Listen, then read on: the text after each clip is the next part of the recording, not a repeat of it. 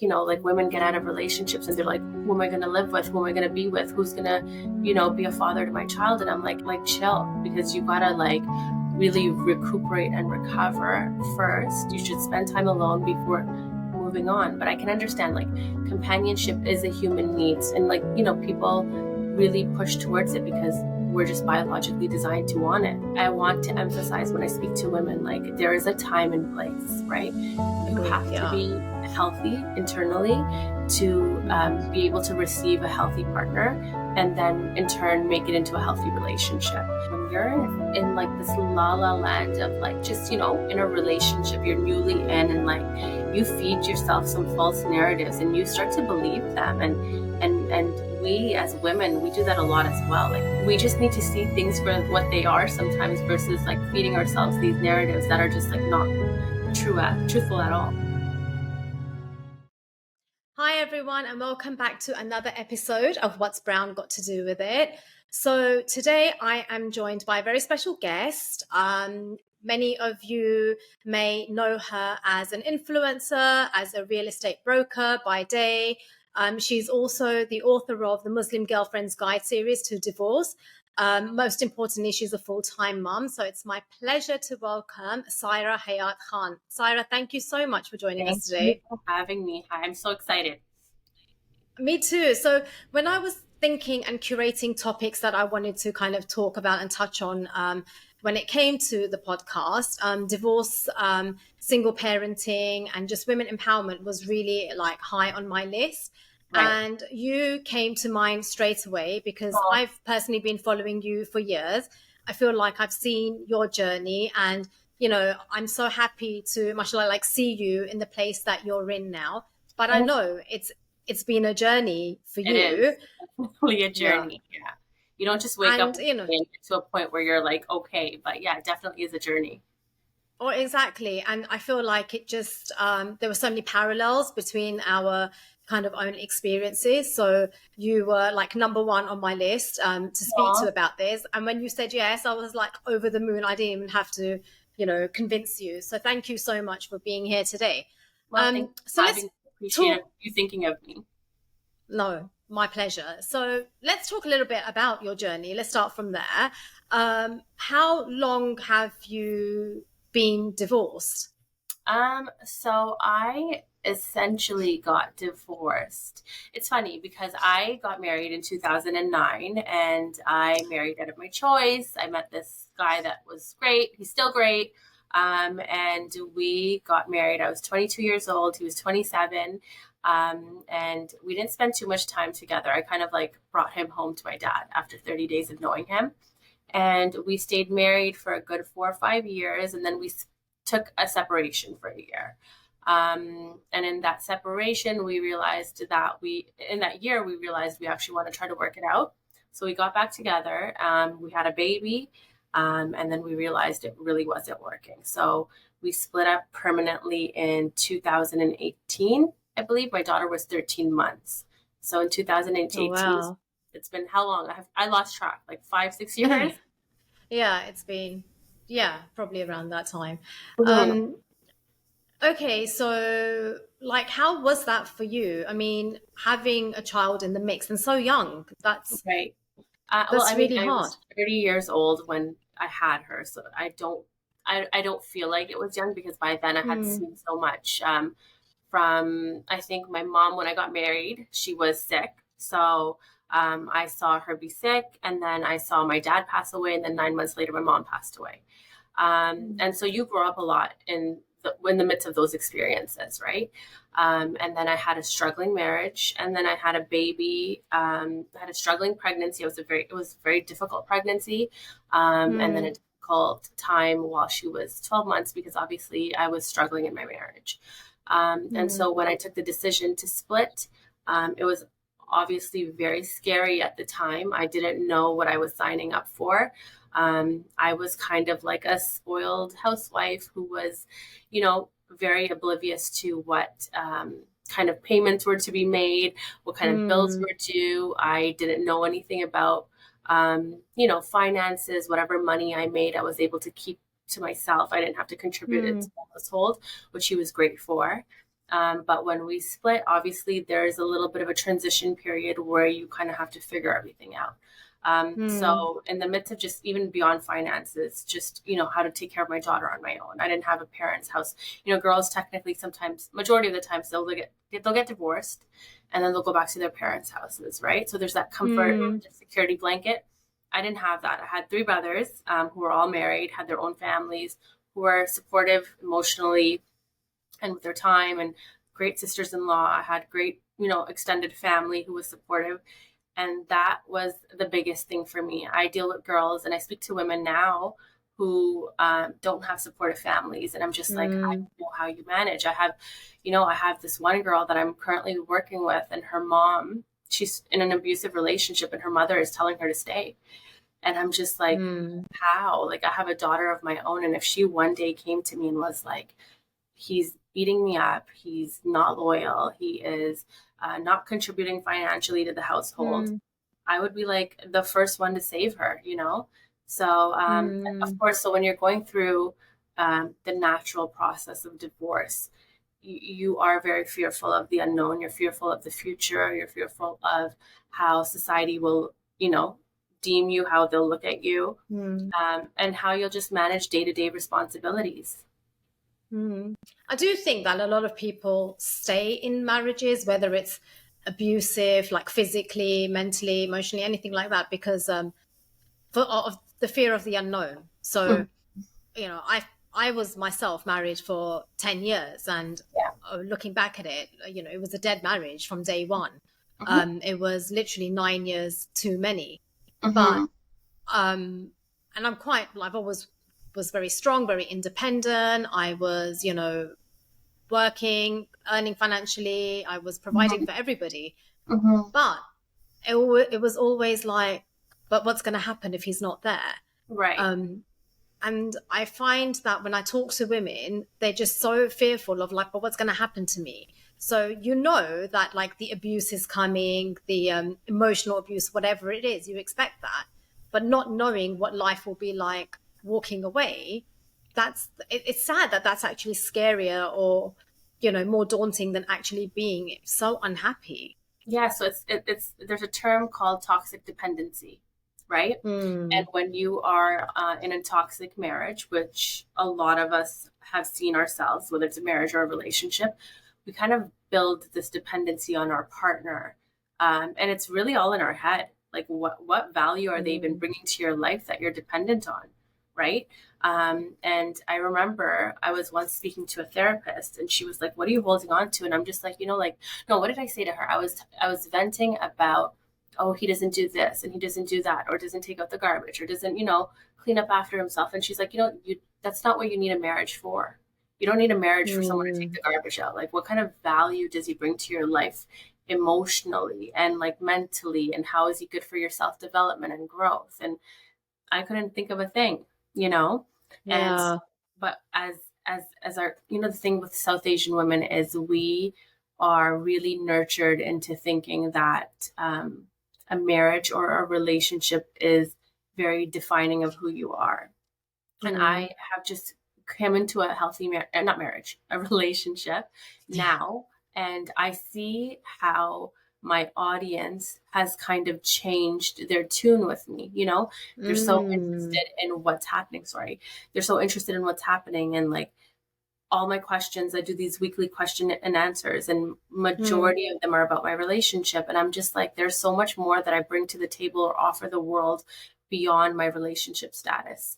And but because a lot of my audience is South Asian, mm. that's what they find interest in, right? And that's what they think is, that's what, as women, we're just nurtured to believe that's what we're striving towards: a Really, relationship, a yeah. husband, a marriage, of being a mother, and that's your purpose in life. So what's really interesting is my son, he's just turned 15. That's And when me, that we've 15-year-old. thank you. But it's insane. I've learned so much from him. When I got divorced, he was like 7 or 8 years old. And at that time he was very like, you're never allowed to get married again. And he was Mhm. very adamant, like, you're never ever. Now he's very much like, you need to find somebody, and I want you to find somebody. And so one day I was like, it's okay if I don't. And he said, but I don't want you to be alone. I don't want you to be lonely. Mm-hmm. And it really struck me that, and I had to say to him that, Aman, you know, a relationship doesn't define me. It doesn't define me. It doesn't define my happiness. I Mm-hmm. can be alone and I can be content and peace. And that's what it is. And it took Mm-hmm. me a long time to kind of understand that. But even from a child's perspective, it's, you know, we're kind of, they're taught as well that this whole 2.4 children, you know, a house with a picket fence, this is the ideal. Right. But Well, it's really not. as humans, we're biologically designed to seek Mm, companionship, just like we need food, air, water, our necessities. yeah. Companionship is something that we are made for, right? So, Mm, I mean, his perspective is just, internal, really. It's, something he's probably watched on TV, and he's not wrong. I mean, I was content before I got into a relationship. I was more mm, than content. I was at peace. I had a great routine with my daughter. I had a thriving career. I had a lot of purpose, and I really grew the most as a human being when I was alone. And I wouldn't have been able to do that if I mm, was with somebody else. But now that I am with somebody else, and it is a contributing partner who brings so much value to my life, so much value. Like I would have never been able to imagine what a mm, healthy relationship looks like until I really met him. And I can understand um, the need or the desire for it. Um, but mm. I want to emphasize when I speak to women, like there is a time and place, right? You Agreed. have to Yeah. be healthy internally to Mm, be able to receive a healthy partner and then in turn make it into a healthy relationship. And you mm. really can't do that until you spend a good amount of time alone after you're divorced or after a breakup or after the demise of any relationship, Oh, right? You have yeah. to Yeah. that concept of healing, we love to talk about healing, Mm. right? But what is like is there a destination you really get to once you've spent that time healing? Healing is ever, evolutionary. Is that the right term? You're constantly Yeah, of evolving as a course. Yeah. person, right? And these different like women get out of relationships and they're like, who am I going to live with, who am I going to be with, who's going to Mm. be a father to my child? And I'm like chill, because you gotta like really recuperate and recover first. You should spend time alone before moving on. But I can understand like companionship is a human needs, and like people really push towards it because we're just biologically designed to want it. Yeah, there is that, but there's also, you know, the grooming as, you know, we're growing up, and there's so much more of like when women are settling, like, you know, I'm just going to settle because in your own mind this is the best that you can get. And if you Mhm. feel that this is what you deserve, then it's kind of like what is it when the manifestation or the energy, you know, they say that you bring, you get what you put out. So Totally. if you can't value yourself, and 100%, I think it took a divorce for me to spend time alone and actually think about what my values were Mhm. first and foremost, what I believe in, what I want my son to kind of understand and how to raise him before I can even think about bringing someone else back into my life. And I you think a know lot of women do miss that. Totally. The thing is, in our culture we get married early, right? And Mm, at 22, 23, 24 years old, you don't know who you are. At 27, you don't even know who you are, right? yeah. And so we don't have our own self identity established, right? And then we get married, we become mothers, we become wives, we become daughter in laws, and that's our identity. But who are we individually? Like, who are we? Who is Saira Hayat Khan? Like, I had to ask myself that. Who am I outside of being a mother or a wife or a sister? Mm, I'm an independent, and as an independent, like, what are my interests? What do I like? What do I want out of life? And I'm constantly discovering different ways of how I want to spend my life as time goes on, as my roles change, and I always tell women to do this exercise where they basically write out what they want out of life. I'm a big journaler, and journaling has been a right. big part of my practice for the last 10 years. And it's been huge in my growth and my self development. Mm, And I tell women all the time, like, what do you want out of life? Like, what is it that you want? And they're like, we want kids. And I'm like, so how are you going to get kids? Like, you need a man to have kids, obviously. But what kind of, everyone can get married. Anyone can get married, but it's very difficult to stay married. And so what do you need to be Mm, as a person to attract what you want in a partner? And if I had met my current partner 10 years ago, would I be able to receive him in the same way? No, definitely not, because no. I wasn't Mm, healthy. I had my own toxic mm, contributions to my marriage. Like, I can't pin it completely on my ex-husband. We didn't work as a dynamic because I wasn't internally happy. Like, my parents had just passed away. I was just going through grieving, and like I wasn't able to process the things that were happening in my life, and a lot of the times it came out in my behaviors. And same thing with him. mm, We were children. Like, we don't know who we are as adults and individuals, right? So women don't get that chance to like really self-discover. They don't have that self-discovery phase because we get out of mm. school and we get married, right?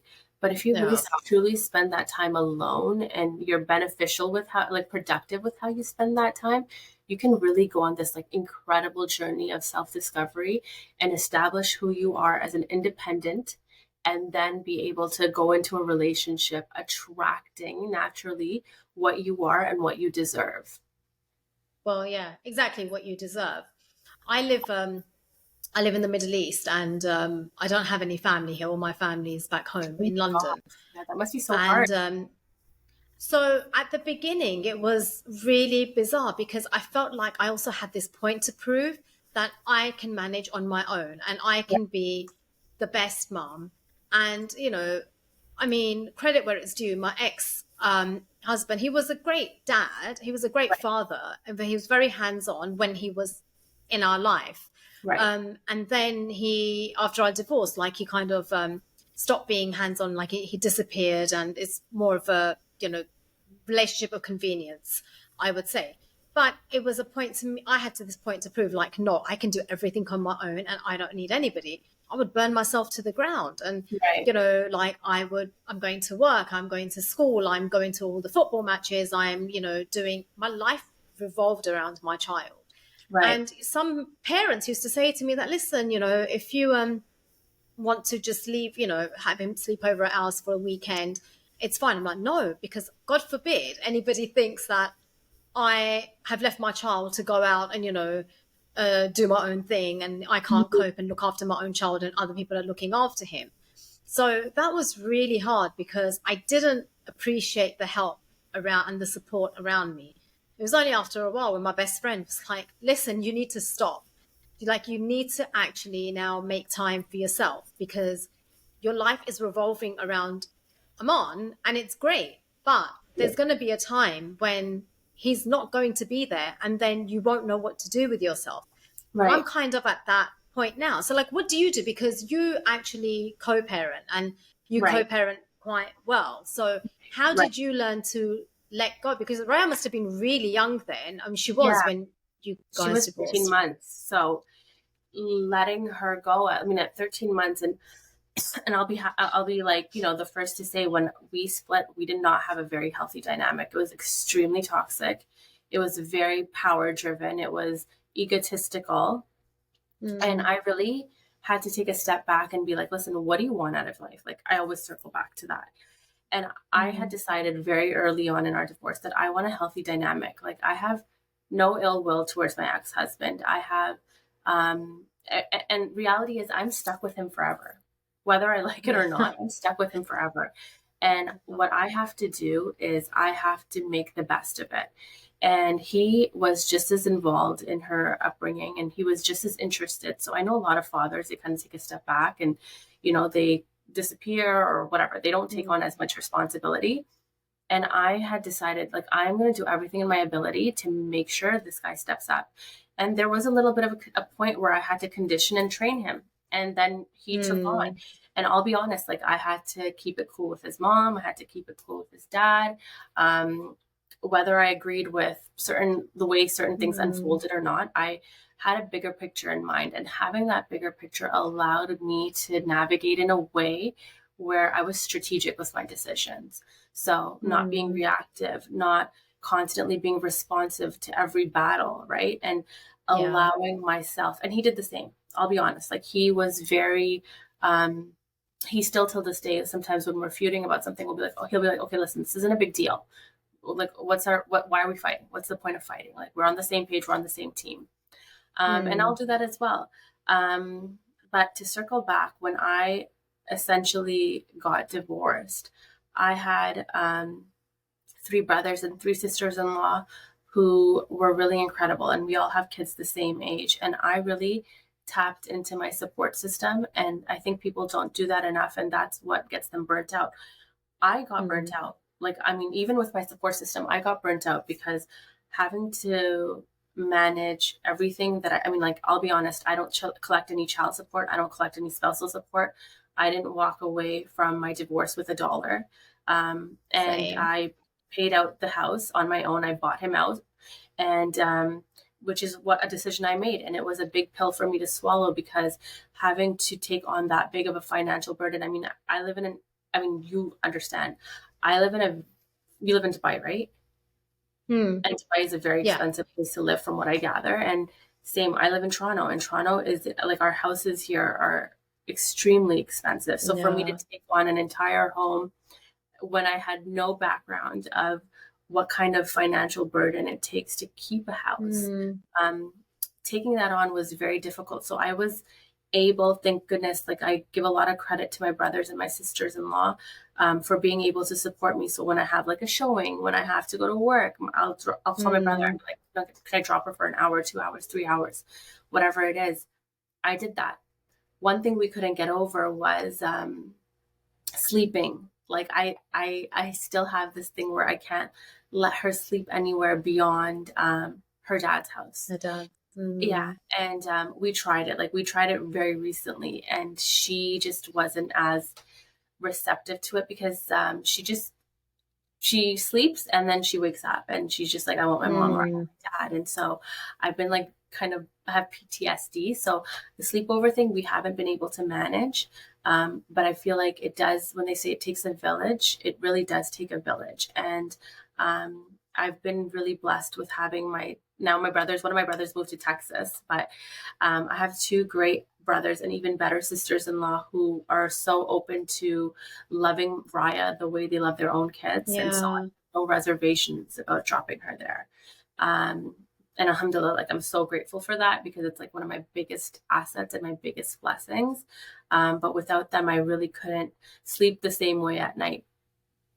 Yeah, absolutely. I mean, it's also important, like, I have friends who are divorced as well, and they found it really difficult to let go. In the UK, you know, like most of the times the father does get like custody or 50% or whatever, maybe weekends or every other weekend. Right, So I do have friends who, you know, the exes are completely toxic, but they have to still send their kids right.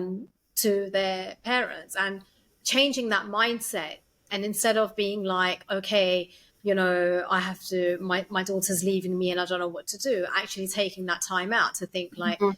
this is my time, this is, you know, my opportunity. Because like you said, you get burnt out. It's so Mhm. easy to get burnt out and to, It's so you tough to need to recover from recuperate. burnout. Yeah. Absolutely. And if you don't, and it's the emotional, the, Mental I mean, load that drains you more. absolutely. I Hmm. found it really difficult to not be, I mean, to this day my son doesn't know anything about, you know, why we got divorced or any of the ins and outs of our divorce, our relationship prior to that. Like, as far as, and this is something a therapist once told me, she said, as far as kids are concerned, that's my mom and that's my dad, and that's all they know. They don't need to Totally. know the in-betweens. Right. And when you start pitting against each other, that's when it So really kind of unhealthy. affects. Hmm. It's so unhealthy. And so that's actually a lot more difficult though, because, you know, human nature is, I would want to say like, well, Your actually dad's that's not annoying. true. Yeah. And yeah, you don't know anything. And, you know, he'll come home and, you know, his dad's told him something, like, that's a lie. But Hmm. it's much harder to be like, Keep your mouth yeah, shut. okay, but you know, Yeah. yeah, it's like Totally. great. Yeah. Like, Totally. I like, it's something I really struggle with him, especially. Like, I'm always telling him it's not her problem. Like, you talk to me for like 10 minutes a week. Just in that 10 minutes, put your best foot forward. And my daughter, she's such a daddy's girl, right? And I encourage it. I was a huge daddy's girl, and I wanted the same for my daughter because I know the Mm, value that my father brought to my life. He gave me my confidence, he gave me my security, he gave me my like a lot of my strength. And it comes, like, mm, my best friend and I always say, my confidence comes from my father, because whether or not my dad believed I could do something, he always made me believe I could do it. And so, mm, and my ex was very lucky enough to see the relationship between me and my father, and he always says to me, he's mm, like, I want Raya and I to be the same way. Like, it was our example that really um, drove or motivated my ex. He tells me that all the time. mm, And so when Raya's like, I miss Baba, or like, because naturally, of course, she's not seeing her dad for 3, 4 days a week. She'll be like, I miss Baba. mm, And I'll say things like, I miss Baba too. And I'm just like, like, I don't miss him, but I say it just to make her feel like, okay, we're all on the same page. And like, I really take the time out, and I'm like, okay, let's call Baba. Let's tell Baba. Let's update Baba. Let's show Baba. Even though I don't want to see his face 10 times a day, right? But I do it. And a lot of the times he does things like men.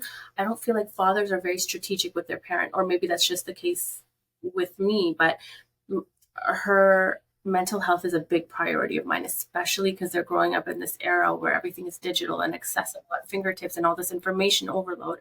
I am a very like strict parent in the sense that she doesn't have access to technology. She doesn't have an iPad. She doesn't go on my phone. She doesn't play games on my phone. And so our parenting styles sometimes can be conflicting. And sometimes I just want to tell her, like, Baba doesn't know what he's doing in this regard, okay? And yeah. I know what's better, but like I can't. Or like, if he's a little bit more temperamental than I am, and although it's very rare, but he is a lot, he can tend to sometimes be a little bit more expressive in front of her, and I choose to Mm, play neutral. But it is a lot, and I just keep reminding myself this might be the one good deed that gets you into heaven. So just be quiet and just bear yeah. patience a little bit. I don't know, like I just find ways to kind of. I have so much patience for him now. I haven't always, but is that a Yeah. fire alarm, or is that a car alarm? Oh, It's the okay. fire alarm. Okay. So I mean, it's short-term sacrifice for long-term gain. We're really protecting their mental health by not unloading on them. And it's something I learned from my parents, actually. I never saw my parents fight. I remember one fight they probably had when we were traveling to Florida, but beyond that, I never saw conflict in my parents, and I never knew what the problems were. And I saw a Mm, very loving, healthy dynamic growing up, and I know how much it protected me and my mental health, and mm, damage the damage they didn't give me. And I want to be able to let my mm, child be a child. She's turning 7 this year, and I want her to care about Elsa, and like what dress she's going to put her in, and like mm. her parents' problems shouldn't be her problems. Mm. And actually, like for that generation, not seeing parents argue is more, I would say, of an exception than the norm because Totally. a lot of people have grown up in, households where it is normal to Toxic. Yeah, argue or they do see toxic. There was, a lot of empty shell marriages totally. where people stay in marriages. I mean, even for me, I think my dad was very much like from day one, like, you need to walk away. You need to just walk away. I think a Hmm. few times my mum must have said, Guy, no, you should try and make it work. But my Hmm. dad was like, no, like, why are you still there? Right. And again, you stay because you think it's the right thing to do for your children. Right. And you think that, no, a child needs a mom and a father, Right. and I was a believer in that, but I really don't believe that anymore. I actually believe that children need to be in safe and peaceful Totally. environments. That's more important for their mental health Hmm. than to be in these marriages or to be a part of toxicity where all they're seeing is unhappiness and argument and thinking that that's normal. Like that's not normal. Honestly, I am of the belief that conflict isn't a bad thing. Like, I mean, it's exposure to conflict is great. It's healthy because it's the fact of life. It's the Mm, recovery from conflict, which is important for the children to see as well, just as important as seeing the conflict, because they're going to have conflict whether we like it or not, whether we shell them into mm, this like perfect ideal world, they will face conflict. The key is to help shape them in a way where they can deal with conflict in a healthy manner. And if you show them an example of healthy resolution, they will mimic that in Yeah, their lives, that's it. Yeah. right? And that was my parents. Like my parents, they're a rarity from their generation for sure. But Mm. my dad was the type that if there was conflict, like I got in trouble at school a bunch, right? And my dad would call a family meeting. You know, he would put us in the dining room and be like, what's going on? And this and that. And this is how we're going to work towards being better. And this is what goes in this house and this is what's not allowed. And it was a very healthy dynamic, I'll be honest. And I don't know if my brothers will say the same thing because my dad was a lot softer with me than he was my brothers. But Hmm. um, Are you the youngest? Where are you in the I'm sibling the ranking? youngest, but I'm the only girl. So I Right. have three brothers, and so my dad was, without even, I think he was not even aware, but he really cared about our mental health. And mental health growing up wasn't as big of a topic as it is now. But I would say, personally, I'm pretty, despite everything I've seen at a very young age, and obviously, like, they say you incur trauma before the age of 25, your prefrontal cortex doesn't develop properly. And Hmm. I'm a true testament to that. Like, I mean, I suffer from ADHD, self-diagnosed, but Hmm. um, I like totally, um, when I do have my own mental health issues, I am the first person who will acknowledge it and try to do better. And that's the key to life, like just being able to see, you know, um, if there's a conflict, how to resolve it, and like, because a lot of times these marriages fall apart because there isn't sufficient conflict resolution. It's not healthy. Like, Hmm.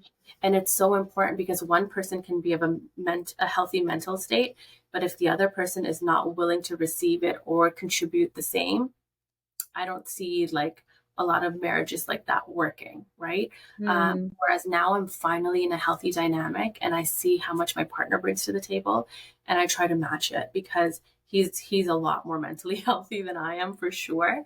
But they're just that's the key. The key is having a good amount of conflict resolution where you can keep building on top of it, right? Like people start to build resentment and they build like Hmm. their own animosities, and that's where things start to plummet. But you had, I mean, to your point, you had good role models, like your Totally. parents, like were, by the sounds of it, mashallah, they were really great role models. So you were able to learn from that. And that's the worry because a lot of, kids or a lot of people in those situations don't have the greatest role models. So, you Mhm. know, a lot of South Asians, I mean, I think it's changing a lot now with education, but if there was a certain generation where it was very misogynistic, and people were just seeing that, okay, those defined roles that a woman should be working in the kitchen and a woman should be looking after the kids, and no right to complain. I remember when I got married, I couldn't cook, and my ex and I actually met at university, and he knew I couldn't cook, and it was never. The only thing I could make was this cheese and onion and chili toasty, like a grilled cheese sandwich, and but mind you, it was really good. Shout out to my Yeah. friend Rihanna who taught me how to make that. And I remember one day my ex came over to my mum's and I made him this toasty. So did you like it? And he said, "Yeah, it's really delicious." I said, "Oh, good, because you're going to be eating that for the rest of your life." And he was like, "Uh huh." So he knew I couldn't cook. I mean, beside that one toast, he knew. We got married, and then there was suddenly, like, the next day, this expectation that I'm going to start making like these 5-course meals. And I was like, "But I can't cook." Mhm, And so he was an excellent cook, like an excellent cook. So I was mhm, like, "Why don't you teach me?" And he said, "Your mum should have taught you." And I just thought, like, you would learn. I was like, "But then you lied to yourself." I didn't lie to you. You mhm, made up this narrative in your head whereby your ideal wife is, a cook. mhm. And so I'm sorry to disappoint, but it just doesn't, like, life doesn't happen that way. There Yeah. are things that I'll bring to the table. Mhm. You might bring the dal to the table, but great. It's Yeah. great dal. And I might bring cheese toasties. Yeah. They're great cheese toasties. That's what happens when you're in like this la la land of like just in a relationship you're newly in, and like you feed yourself some false narratives and you start to believe them, and And we as women, we do that a lot as well. Like I mean, I had a question and answer yesterday. The girl was like, if he doesn't give me security and he's not expressive, what does that mean? And I was like, girl, like that means he's not giving you security and he's not expressive. Like, what are you looking for? Yeah. Like as women, we need security. Like we can't thrive in a relationship without security.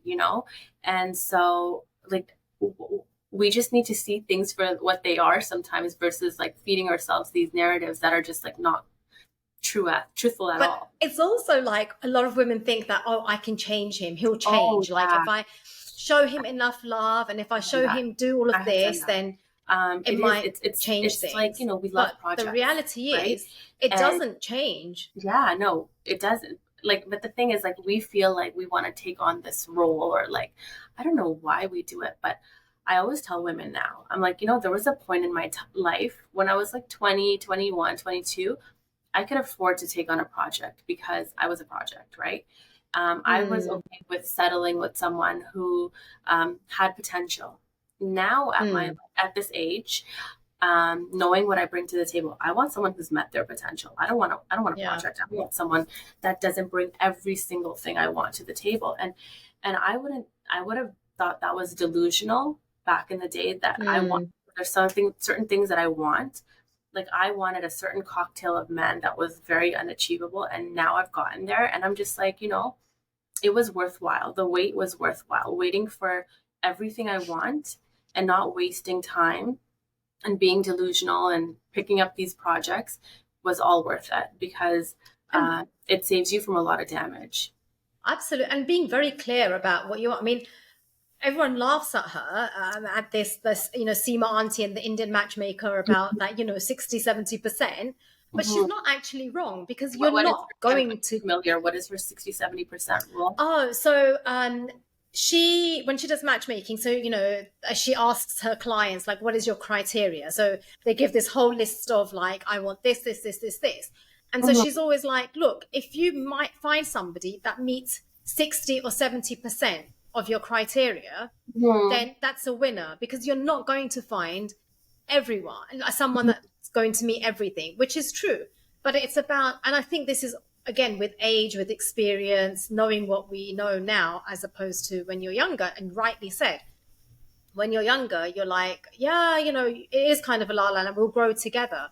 At this age, if I meet a guy and if he's not settled, and if he doesn't know what he wants, and if he's not bringing something to the table, then he's never going to do that. Like, Mhm. at this age, I would expect a certain level of maturity, a certain level of settlement, a Mhm. certain level, like, of understanding, Mhm. because we're not in our 20s anymore. And if that Yeah. doesn't happen, then it's just not needed. Above all, everything, like, I mean, everybody has a different desire of what they want in their ideal partner. But for me, one of my non negotiables is emotional intelligence. And I have put a lot of time into becoming emotionally intelligent, and I will never settle for anything less than, because you can have someone who is settled financially and will buy you everything in the world. You won't have to bring a dollar to the table, and like, everything else that women desire naturally. But we don't look for men who are emotionally intelligent enough, because if a man is emotionally intelligent, he will see his flaws and look to improve them. And he will see value in improving himself, for himself first and foremost, and then for you, right? And that comes with emotional intelligence. If you don't have that emotional intelligence, you, your experience with your partner isn't going to be as riveting. It isn't going to be as purposeful. It won't be as, like, satisfying. Like, I can really, like, with my current partner, I can really sit down and tell him the depths of my traumas. And he will literally sit there and listen. I've never done that with anyone. I've never even done it with my best friends. And he will sit there and give me such great insight as to why I am the way I am, because of what I've gone through when I was like 18 years old. And it's brought so much, it's unraveled my brain in a way that nobody hasn't been able to. And you don't understand how um how good it feels until you experience it. And I feel like women, we as women, we settle for so little sometimes. We want someone who will be a good dad, or and it takes so little to be a good dad. Like, like there was a TikTok that I watched. It takes so little to be a good dad. It's so Yeah. little to be a bad mom, you know? And like it was like a funny example. I want to share it actually. The girl was going on about how she would show up to her, appointments for her ultrasounds. She was pregnant, and the nurse was like, oh my God, how supportive of a partner is he? Like, he came and showed up to your appointments, and she's like, what about me? I'm doing all the heavy lifting here, like Yeah. he's that you're like, commending him for his behaviors, where It's as so we're just true. Because expected the to. standards that we've set for fathers Mhm, is so low that totally. they can But we exceed that allow above and beyond. we Yeah, allow it. Like, exactly. as women, we are okay with that. We're just like, oh yeah, great. Like, I want a great dad. Like, yeah, fine, he's a great dad, but is he a great husband? Is he a good partner? Does Mm, he care about you? Does he care about your feelings? Does he care about how you feel? And like, it's we settle for so little. And there's a saying that, like, it went on for so long because we allowed it. Like, for example, mm, abuse or emotional, whatever mm, it might be, torment, whatever it is, neglect, abandonment. It happened for so long. We stuck it out in these 10-year long marriages because we allowed it to, mm, right? And women, we gotta, like, really, we don't have a big pool of selection in terms of our partners, because the status of men these days is so below mediocre. And my heart, like, really mm. hurts for these women who don't have children and they want children, and the only way they're going to have children, obviously, is if they get married. And um They but settle. But this is why actually I think that you get so many questions and that people are so interested in your current relationship, because people want to know, like, how have you done right. it? Like, I speak to so many people, a lot of them say to me, why are you still single? Like, why haven't you met anybody? I'm like, it's really hard. Like, where do Totally. you meet people now? Like, how Mhm. do you meet people? Everyone here is married. Where Mhm. I live, like, everyone around me is married. Mhm. So where do you go? Do you go on these apps? You have to have a certain level of patience, and then you hear all these nightmare, like, Tinder swindler stories Oh type. my gosh, it's so scary. And I get that question a lot, like, about where Mm, did you find him, or like, and apps about. I have no exposure to apps. Like, I never, because like when we were growing up, I'm 36 years old, turning 37. When we were growing up, we didn't have apps. Um, the concept of meeting someone organic is how it happened for us, mm, and I wasn't willing to leave that mindset. I didn't want to go out there looking for a partner. And I know, mm, I understand you have to in this day and age. How are you supposed to? And like, a lot of my makeup artist friends, they're like, 90% of the marriages are from apps, right? And again, like, it's easy to get married, like, but the point is, are we finding mm, quality men that we can stay married to, right? And mm, a lot of the times, I mean, it's women that are coming to me complaining about the status of their marriages. It's not men. So I don't know what women are mm. and men, but the stories are horrible. Like, um, Absolutely. and so, like, finding somebody good enough.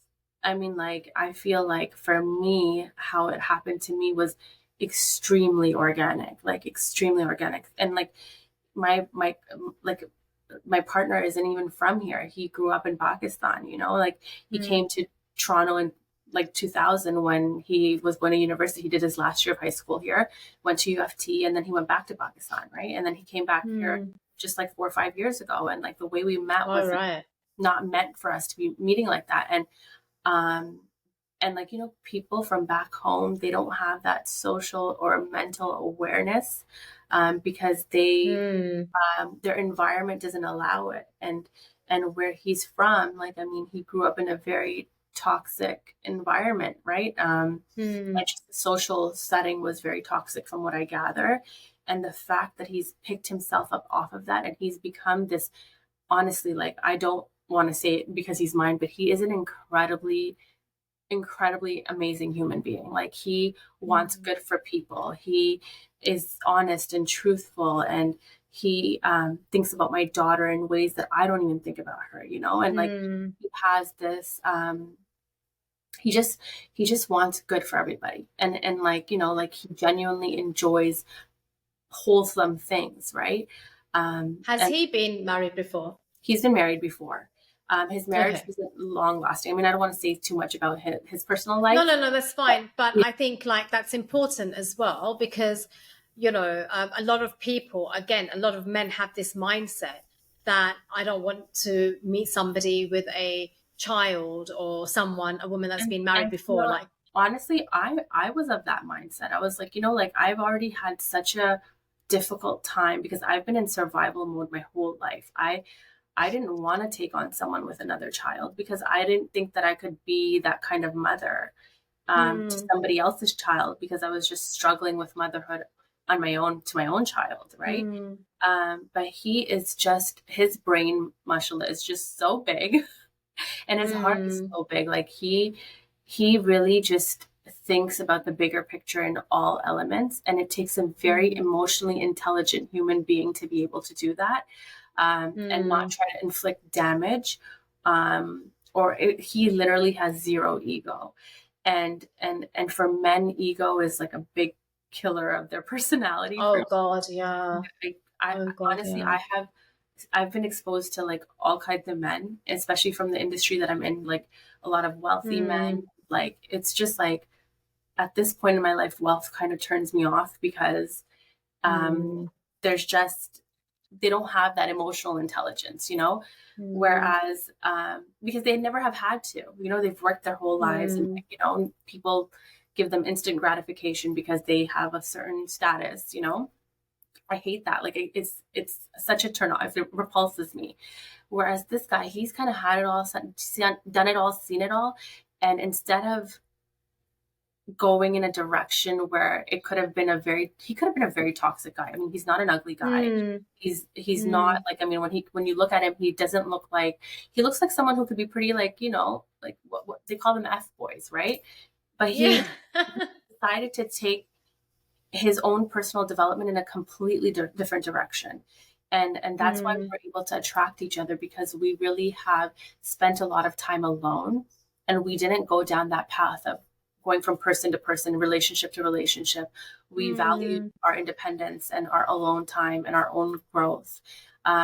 And so I don't remember what we were talking about, what the point was, You but didn't have like no, I was talking about like when a lot of guys are I don't want women who are divorced, I don't want women oh with yes. children, So I like you like I know. was saying, I was like that as well. But Mm, it takes a very unhealthy minded person to be like, I don't want this, I don't want that, when they're coming from the same mm. background, right? Like, how dare you say you don't want divorced and whatever, when you're not the cream of the crop either, right? And right. So like, I mean, I was like that as well. But the thing is, you have to be open minded, and um, men, I don't want to generalize, but I haven't come across too many men who have taken their emotional intelligence into their own hands, and Mm, kind of grown up.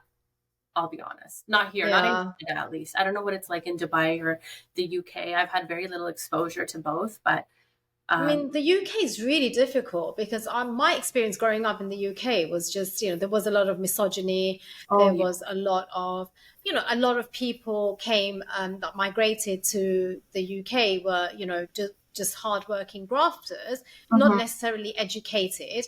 And hmm so it was kind of reaping what they sowed. And so a lot of the guys that I grew up with, they just knew what they saw in their What families. UK did you grow up And it in? was, sorry? What part of UK did you grow up in? London, Oh, London. So okay. the east of London, yeah. Mhm. And then, but my family was has always been very, very different. I came from a very kind of educated, a very open minded family. My dad's from India. My mum grew up in Pakistan. And Mhm. so it was, but my mum's family, everyone moved to the UK when they were quite young. So it was just, we were always very open to other kind of cultures, religions, diversity. And it makes a hell of a difference because the Totally. upbringing was very different. And a lot of the guys that I met were just Backwards. really, really typical. Yeah. And even my mum used to say about my ex-husband, she was like, "Are you sure he didn't grow up in Pakistan? Like, have you checked his birth Well, certificate?" my exposure to the men from the UK is that they're very, like, they haven't evolved, you know? Mm, that's exactly it. Yeah. they haven't evolved. They're like stuck in this like gown, like we call it a gown, like a village, and like the way their opinions of women is so honestly disgusting. Like, Yeah, to I an agree. extent, we haven't seen that level of small mindedness in Canada, even though we don't have like the most amazing men. But I feel like it's the expectation they have of women is very like from like 4 generations ago, right? And so Mm, I feel like it's very different in different parts of the world.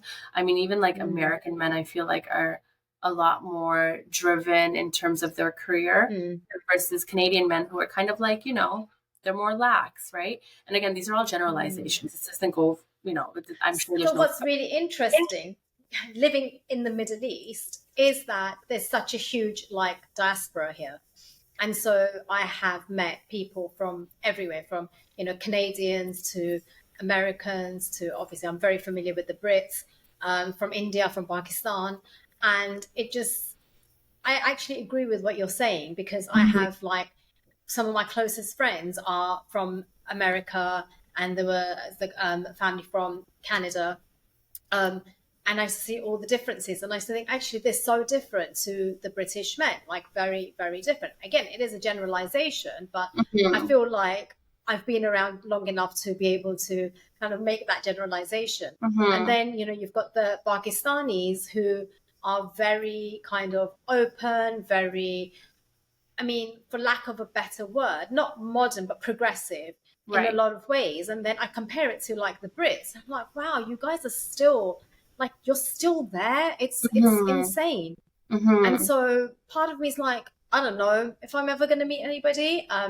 Oh, you will. I wouldn't say no. I'm Mhm. open to it, but again, back to the beginning of a conversation, and it really has to be someone that's going to bring value to my life. Yeah. And I know Has to be a lot of exactly. value because you can do everything for Mm, yourself at this point. Like, well, this there's is it. nothing Yeah, we get at this age, we feel like there's nothing we need a man for. Like, yeah, bills, we got our bills. Like, you want to put up a painting in your wall, you can do that. I can take my own oh garbage yeah. out. Thank you so much. I'll get 5 jobs to keep up with my interest rates, right? You don't Exactly. need a Yeah. man for anything at this point. But so the value has to be very deep and different than what we were seeking at 22, 23, 24. Absolutely. And the value that you're showing your child, right? Like for you, you have a daughter, and to show that, you can be strong, you can be independent, you can do all these things, but you can also fall in love with again. And Mhm. there is, there are people that are, that, inshallah, he is the one for you, someone that was Mhm. made for you. And I Yeah. think you said like we weren't even supposed to meet, but I actually believe you were. Like Yeah, you are supposed to meet the person totally. that you are meant to be with. Mhm. I show Aman all the time that, it's okay to have a wife who is a woman in your life that is like this and can do all these things. And what Right. you need to be bringing, I want to groom him to be a good husband and Good. be all those things that, Mhm. women look for, the emotional intelligence. I Mhm. mean, my son is, I'm telling you, he's a lost cause now. He's going to come home No, with, he's not. He has such a well, great. he's he's gonna be, I don't know. Mashallah, no, he's an amazing kid, and I can't complain. Like, Mhm. alhamdulillah, alhamdulillah, I couldn't ask for Mashallah. Good. um anyone better than him. Mhm. But it's again, it's an evolving journey, Mhm. and we're still learning. Yeah. Um, and on that note, I want to, before we do finish, I want to ask you. So I've been asking all my guests. Obviously, the show is called "What's Brown Got to Do with It?" So Mhm. I want to ask you, what does being brown mean to you? Good What question. has being brown got to do with it for you? Well, brown. I mean, like I'm Pakistani. My parents are from Pakistan. I was born in Saudi Arabia. So like, I guess when I think of brown, I'm thinking about my like cultural side of my life. And I there's a lot of parts of my culture that I love. And so when I think about the positives, and how they've shaped me into the person that I am, I think about all the, I guess, the cultural values that my parents instilled in me, and that's what brown probably means Mm, to me. The modesty that comes with our culture sometimes. I love that part of it. I love, our language, and I love, um, what else? Like, I mean, of course, I love the food. So I think of all the cultural elements and how big they are for me. I'm a big, like, I love desi food. I love speaking and busting out in Urdu whenever I can. Uh, and that's a big part of my identity, right? Like my comedy Yeah. comes from my culture as well. Um, and so what's brown got to do with it? It has everything to do with who I am as a person. I mean, if I didn't have that kind of upbringing or cultural roots, I wouldn't be Syra, right? So Yeah. yeah, and then also for me, religion is a big thing. I can't ever not Mm. touch on religion. It is the biggest driving force in my life, and it has gotten me to where I am. And so Same. when I think about like culture, I also think about religion. And so brown, I mean, I don't know if it's brown, but it's like culture and religion sometimes don't go hand in hand. But for me, they're both big driving forces in who I've become as a mom, as a sister, all the different roles that I play. And we really look forward to watching the rest of your journey. Oh, And thank inshallah, you. everything goes really, really well Oh, for you. And, you. he is the love of your life. Yes. And, Yeah, you get all the happiness that you deserve, because everyone deserves to be happy. And I think of course. we'll end it on that, on a great note. So everyone be happy, stay happy, and we will speak soon. Sarah, thank you so much for joining us You. today. And hopefully we'll catch up and watch your progress and talk about it a bit more in time to come. Thank you. I appreciate it. Thank you. It was so nice speaking to you. You too. Thank you.